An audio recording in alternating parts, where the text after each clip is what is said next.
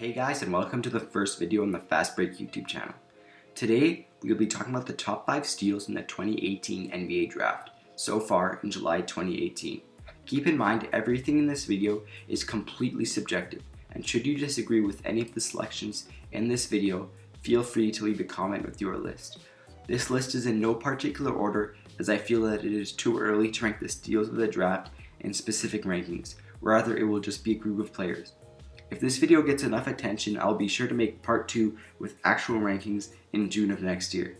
Also, before I share the players I've picked, I've not included players like Ayton and Bagley as we expected them to perform well, and players like Doncic, who have yet to play, will also not be featured in this list. And last but not least, I've not listed players like Josh Hart, who although they are playing out of their minds, they are not rookies. Okay, so firstly we have the 9th overall pick, Kevin Knox, who has basically stolen most of the discussion surrounding the Summer League. As many people know, he is very young, specifically the 3rd youngest player in the 2018 NBA Draft. He comes in at 6'9", 215 pounds, with a very desirable 7-foot wingspan. So other than his slightly slim body, he definitely meets the ideal frame of a modern NBA wing/forward. But he could easily improve his strength and frame over the summer with the Knicks if he is determined. Averaging 23.3 points, 7.3 rebounds, 2 assists, and 1.3 steals through 3 games in the Summer League is quite the feat. Although his field goal percentage is an outlier, being rather low at 38.6%, this is only because his team is just telling him to throw up shots because he is playing that good. Drafting Kevin Knox follows a trend for the Knicks. As the NBA continuously grows into an all-out attack system, Knox follows that trend perfectly. His athleticism and length provide the Knicks with an agile and dynamic player on the court at all times. Knox is a scorer and excellent finisher. He is a guy that will come in and put up points on the board. He's not an orchestrator nor an assist machine, but rather the pure scorer, throwing down dunks and euro-stepping through defenders. I think that the one thing that might stop him from being a star in the regular season is that his inconsistency plagues him.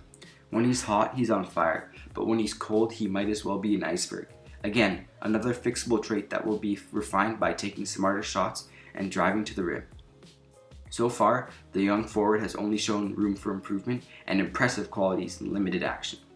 There's no doubt that Kevin is most efficient near the hoop, as he can slam home dunks and convert layups with ease.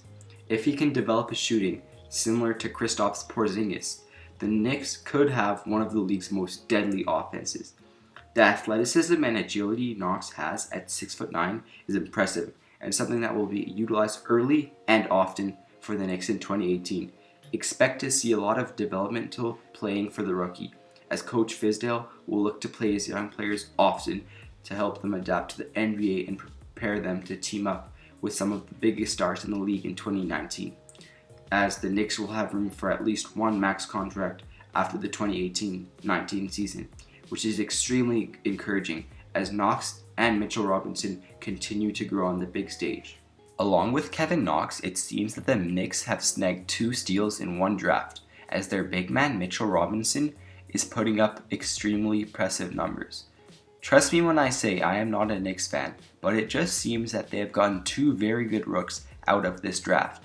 He is a 7'1", 225-pound center with a 7'4" wingspan who was picked 36th overall in the 2018 NBA Draft. Robinson has been called by some analysts the best shot blocker in his class, with uncommon closing speed and a long reach that leads to many highlight reel blocks. Although Robinson has only really shown his greatest talents that primarily come from his stature, such as blocking, dunking, and posting up, it should be noted that Robinson focused a lot on improving his free throw shooting over the course of his 2 years at the University of Chalmette, and developed range from behind the 3-point line, making as many as 5 in a game. Although we didn't really see any of these skill-based attributes of his game in the Summer League, as he averaged less than 50% on his free throws and did not even attempt a 3 in 5 games. That is perfectly normal, as most all players in the Summer League focus on what they can do best, as their performance can mean the difference between a starting spot in the NBA and the D-League. But with that said, you should be on the lookout because he could develop into an occasional shooter as he gets more comfortable in the league. Robinson's path to the NBA has been quite a bizarre one. The 20-year-old enrolled at Western Kentucky but never played for the school, dropping out after one summer class. Many reporters are 100% certain that Robinson likely would have been a lottery pick had he attended Western Kentucky. Moving on, in the Summer League, he has been averaging an impressive 13 points and 10.2 rebounds in 24.7 minutes per game, while shooting an incredibly efficient 66.7% from the field and a whopping 4 blocks per contest, which is an NBA Summer League record. To add to the fact that he could have been a lottery pick, those closest to Robinson thought he had a better chance at least becoming a late first round pick, which would have gave him more guaranteed money. This would have probably occurred had the pre-draft process been conducted smoother and smarter. The day before the draft combine, Robinson's reps decided to pull him out. Robinson, according to sources, believed that was a mistake. He had reportedly trained for 2 months straight just for the combine, and he was ready for it. The Lakers had actually considered taking him at number 25 and were really ready to snag him at number 39 if he had dropped, according to sources, but not being at the draft combine became a red flag for teams picking in the first round. Also, this ultimately led to him signing with a new agent, as this mistake probably cost him millions. The next player on my list is hands down Shai Gilgeous-Alexander. He has been a beast in the Summer League and is my favorite rookie so far, and it may be controversial, but I believe that he is the best rookie point guard so far. A lot has changed for Shai in the past year, as the 4-star recruit was initially projected to play second to the 5-star recruit Quade Green at Kentucky. As many people know, around the halfway mark of the college season, he was quickly emerging as a superior option at the 1, and ultimately became the team's number 1 option as the season winded down. Being 6'6" with a 7-foot wingspan is dreamy for any point guard, as most of the people who guard him are a mismatch. His long arms also enable him to reach around defenders to pass, poke away the ball from other players, make reaching layups you didn't even think were possible, and drive by defenders easier as he can dribble the ball farther. He also has an unhuman 3% body fat percentage, which I could not even comprehend when I first read it, and he is only 180 pounds for being 6.5 feet tall. Hopefully his extreme lankiness does not prove an issue in the NBA, as getting pushed around by stronger defenders could become a problem. He averaged an impressive 19 points, 4.8 rebounds, 4 assists, 2.3 steals, and 1 block per game on 45.8% shooting from the field in just under 28 minutes per game. His only negative stat was his 25% shooting from beyond the arc, but his game does not revolve around the 3, as he was not expected to be a lights-out shooter coming into the league. Shai Gilgeous-Alexander has a really nice hesitation dribble and a quick burst that he has used several times in the Summer League to blow by defenders.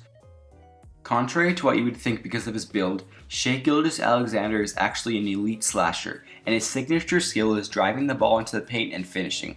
This was on full display against the Rockets when he burned Houston to the basket repeatedly. This was Shai's strongest game in the Summer League, where he recorded 25 points, 5 rebounds, and 4 assists. This was largely because there was nothing Houston could do to stop him from getting to the basket, and he was repeatedly breaking down their defense. Gilgeous-Alexander doesn't have the fastest first step, and he's not the most explosive leaper, but he's such a smooth ball handler and has the length and craft to finish around the basket from a variety of angles. He also has an elite left-hand dribble and actually tends to drive to the left more, even though he is a righty, which is sure to cause a lot of defenders to be unable to contain him. There was some debate among NBA people if Gilgeous-Alexander was actually a point guard heading into the draft. People were saying he would be best as a secondary creator next to another ball handler. I don't think so. Gilgeous-Alexander proved himself as a facilitator in the Summer League, using his ability to break down opposing defenses off the dribble to set up his teammates while also showing nice touch on his passes. Gilgeous-Alexander isn't going to drop dimes like Trae Young, but he's proven he's a capable playmaker who can take care of the ball. Moreover, today's NBA covets switchable perimeter defenders, and Gilgeous-Alexander fits that mold. He has the length to defend 3 or 4 positions in the NBA, and he will tower over most point guards. He also has quick hands and can get aggressive hunting for the ball. Gilgeous-Alexander needs to work on the art of navigating screens, but he has a lot to work with defensively. It will take any 20-year-old some time to figure out NBA defense, but Gilgeous-Alexander has the tools to potentially become a Defensive Player of the Year candidate, and he's going to become an incredibly valuable player if he becomes a committed defender. The knock on Gilgeous-Alexander entering the draft was his shooting ability, especially that he lacks the pull-up jump shot that is so critical for offensive initiators right now. He'll never be as deadly as Steph Curry, but he had a variety of shots off the dribble in Vegas that are encouraging for his development going forward. He's already good enough as a ball handler to break down defenders off the dribble. Now it's about taking the same advanced workout that makes him so dangerous around the basket and using it to his advantage on the perimeter. With all that being said, I know some of you might be thinking that he is actually quite comparable to James Harden as a rookie. When looking at their differences, the two main ones are Shea's lack of shooting compared to Harden, and the distinct difference in body type as Harden is bulkier for NBA standards. Other than that, they have many similarities as they both seem to move in slow motion but manage to beat most defenders, are both excellent ISO players, both pass well, and are both good rebounders for their position. So, I think it is a good comparison. Continuing on, we have Troy Brown Jr., who like these other rookies has had an excellent summer league and is quickly arising as a fan favorite on the Wizards. Similar to Kevin Knox, he is also one of the youngest players from the draft, as he is only 18 years old at the time of this video. Although the Wizards summer league team just went 1-4, Brown was a clear bright spot. The 15th overall draft selection in last month's NBA draft averaged 18.4 points per game, 6.8 rebounds per game, and 2.2 assists per game in 5 outings in the summer league. He also made 42.6% field goals and 88.2% free throw attempts. Brown did, however, struggle from distance, making only 3 of 19 from three-point range, which is an abysmal 15.8%. He's a 6'7", 215-pound wing with an almost 7-foot wingspan, so he basically checks out most of the categories for a wing except for the 3. While I had initially thought that he was an efficient three-point shooter that just couldn't get it going in his first couple games, it actually turns out that he only shot 29.1% from beyond the arc in college. So unfortunately for DC fans, do not expect him to become a sniper anytime soon. But you should not be worried about that because other than the three-pointer, it seems that every major stat has either improved or remained the same from college, as he averaged 11.3 points per game, 6.2 boards, and 3.2 assists per game at Oregon, with the major improvement in the summer league being that he increased his free throw percentage rate by 14%, which is very impressive. To add to that, there was actually a decrease in field goal percentage as he shot 44% in college compared to 42.6% in Vegas, but that is largely because of the fact that he was not making any of his threes in the summer league, so that does not seem to be a problem. Although his three-point shooting numbers disappointed, Brown largely lived up to expectations throughout the summer league, as it seems that he is developing into a playmaking wing who can guard many positions and put in the work by doing the scrappy stuff that doesn't get noted on the stat sheet but does make a huge difference in the game. His offensive and defensive versatility make him very effective, especially since his high feel and motor on both ends should allow him to earn the trust of the Wizards coaching staff early on. In order to turn into a starting caliber piece, Brown's percentage from the outside will need to bounce back, but with an NBA frame and well-rounded skill set as one of the youngest players in his class, Brown is a solid bet to become successful in the next level. For the last steal, I decided to tie it between two players as I feel like they have both been playing well and are pretty similar players. These two players being Aaron Holiday and De'Anthony Melton. Both are 6'1" barefoot and 6'2" in shoes, and both of them possess 6'8" wingspans, with the two of them just having a 5 to 10 pound difference between them.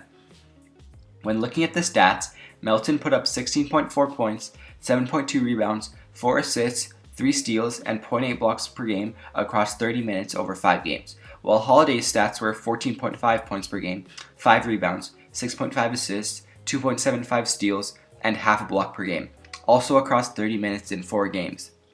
When looking at these 5 main stats, you'd almost say that they are the same player, which I would agree with, but there are some subtle differences in other stats that separate them apart. Holiday recorded a subpar 5.5 turnovers per game throughout the summer league, which uncoincidentally was a big problem at UCLA, as he had 3.79 turnovers per game in his junior season there. Melton, however, only had 3 turnovers per game in the summer league and an even better 1.78 turnovers per game at USC.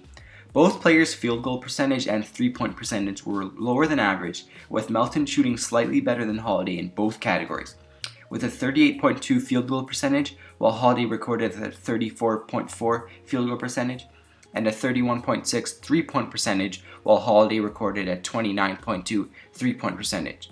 Finally, when looking at free throw percentage, both of the guards also shot very poorly for a point guard, as Melton only made 2/3 of his free throws, while Holiday made a slightly better 3/4 of his free throws. The last point I will bring up about these two is that they both had one extremely good game, with the rest of their games being good, but not dominant like they could be. Melton put up 26 points, 10 rebounds, 5 assists, 2 steals, and 1 block shot against the Clippers in his standout game, while Holiday recorded 23 points, 5 rebounds, 3 assists, 3 steals against Houston's very own De'Anthony Melton. To conclude, these two guards seem to have been very good selections for their respective teams, and I could talk for hours about them and their similarities. But if there's one thing you should get from these two, is that they're both very well-rounded point guards that are good, versatile defenders, and you should be on the lookout for them in the 2018-19 NBA season. As this video ends, thank you for watching, and keep in mind that this is my first video, so I'll appreciate any constructive criticism or tips, as it will only make the videos better. Also, sorry for the bad audio quality, as I have to use a built-in mic until I get an external mic. Please give this video a like and subscribe to my channel, as I strive to be the best source of basketball content on YouTube, as it is my passion. With that, leave a comment of your list, and I would be thankful for any suggestions of future videos, as that will help me make the videos you guys like. I'll see you guys next video.